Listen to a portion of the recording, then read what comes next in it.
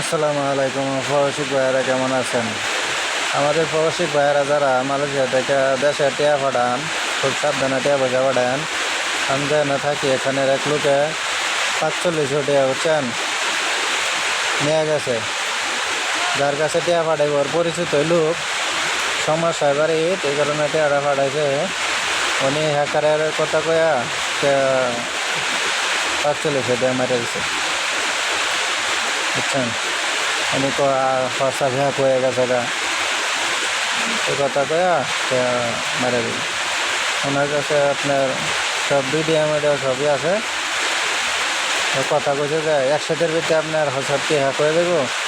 আর আপনারা যারা টিয়া পারেন খুব সাবধানে পারেন। টিয়া বাড়িতে গিয়ে হাঁটলে পরে টিয়া দেন, যতই আপনার পরিচিত লুকুক।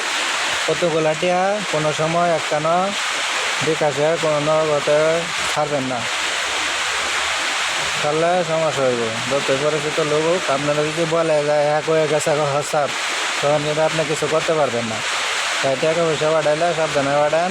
বেশি টাকা হইলে আপনারা ব্যাংকে পাঠাইবেন, সবচেয়ে ভালো ব্যাংকেতে পাঠাইবেন।